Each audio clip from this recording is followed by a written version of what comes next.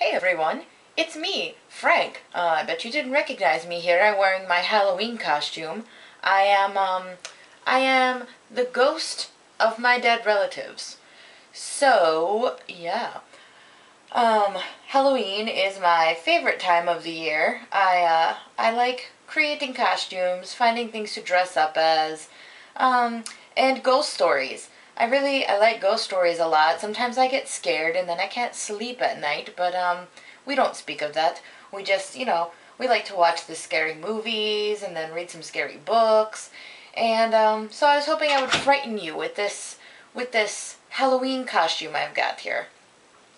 But I can see that you're pretty scared, so I'm going to take it off so you can see my beautiful face. Anyway. That's better.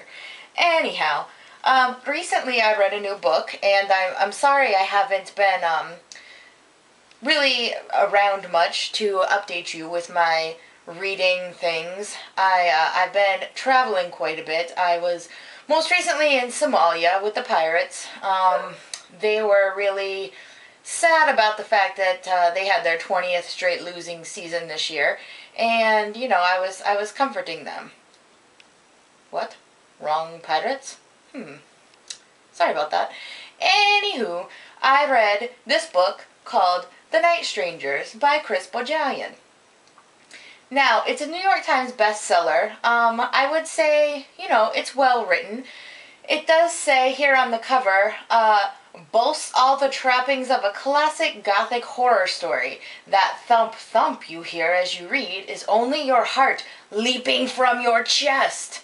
And that was a direct quote from the Washington Post. Now, I got my hopes up really high after reading that because I was like, you know what, I'm really in the mood to kind of be scared silly because usually I'm the one scaring people. So, I picked this up, I started reading it at the beach in June, and then, it took me a long time. I've been very, very busy.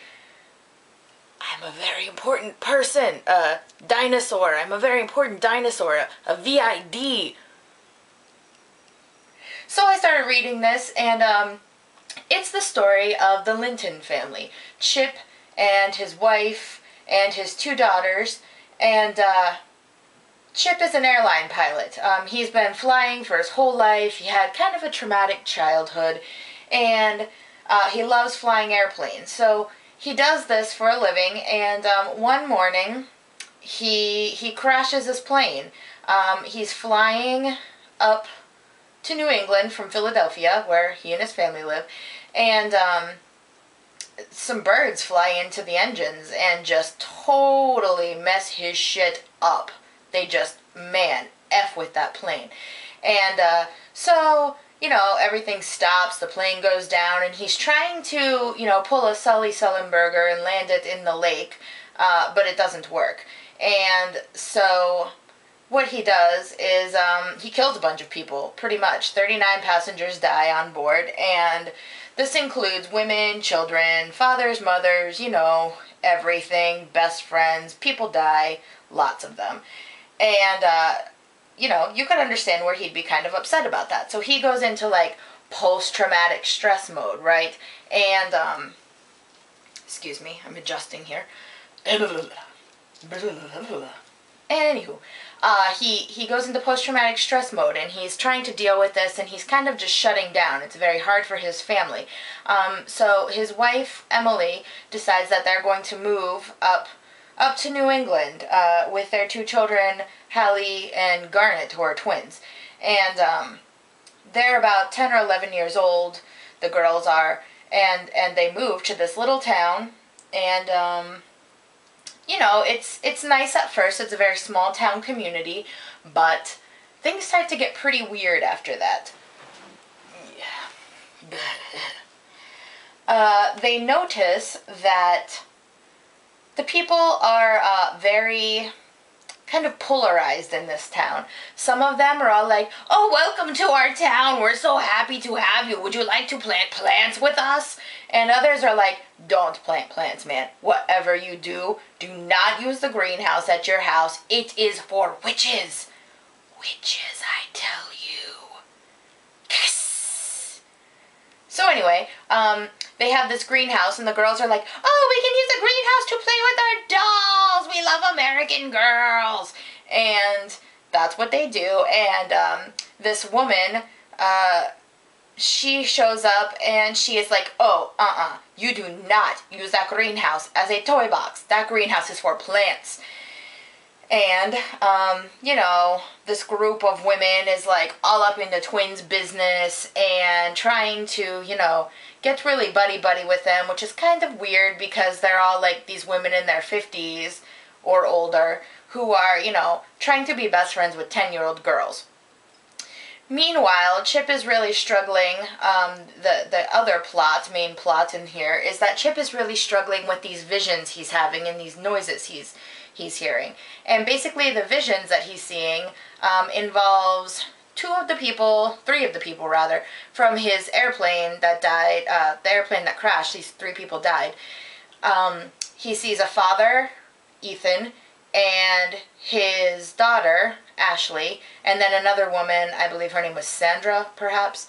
And Ethan really wants Chip to kill his daughters so that Ashley has friends, and Chip keeps hearing Ethan, you know, tell him that Ashley deserves friends, which he agrees with, and a couple times he sets out to kill his daughters, and then, you know, something happens and it doesn't work out, which is good. Chip goes a little crazy, right? He's a little bit insane. So, he sees this door. This house that they move into is very, very old. He sees this door in the basement that is held together with 39 carriage bolts. Coincidence, because 39 people were killed on his plane. And he goes nuts. He just, you know, rips the hell out of this door with an axe, pulls it down, and inside they find human bones. Oh, you know, that's always nice. That's what you want in your house whenever you just move in somewhere. You want to find the skeleton of someone who obviously died there or was buried there. They discover that it was the bones of a 10 or 12-year-old boy. His family owned the house before. Later they learned that, you know, he was a victim of a sacrificial ritual, but,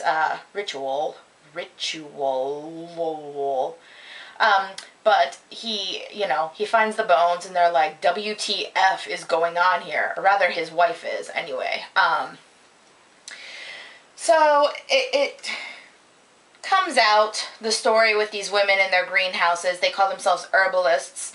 And the towns people who are not herbalists don't approve. They think it's kind of like witchcraft, which, you know, a little bit it is. I won't ruin the end of the book for you, but there are some main characters who might perish, and some kind of messed up things happen. It's not really the classic happy ending. But I don't know that you really get that so much with these kinds of books. It's not so cut and dry. Everything works out very neatly in the end. So, that being said, what did I think of this book? Well, let me tell you.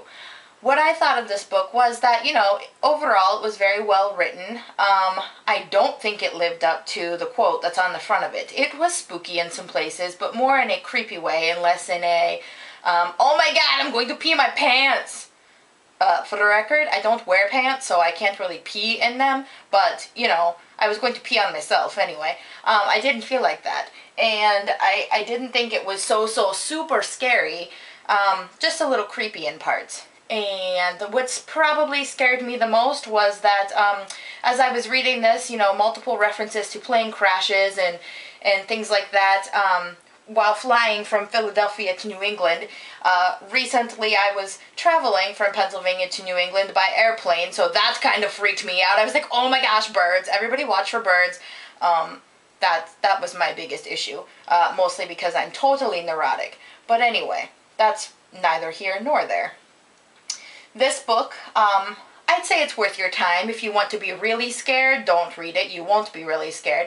But if you like just, you know, being generally creeped out, and you're tired of watching my videos, which probably creep you out a little bit, go ahead and read this book. It's available right now, obviously, because I own it. And that's about, oh wait, one more criticism.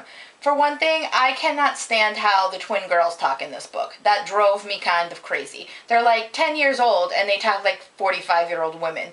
Oh my gosh, don't be such a pill. What 10-year-old do you know who says don't be such a pill? They are way too sophisticated, I think, for 10-year-olds. So that's my criticism. Anyway, I'd give this probably about a 3 stars out of 5. Yeah, it was okay. And so that's all I've got for now. Hope you come back soon. Bye-bye!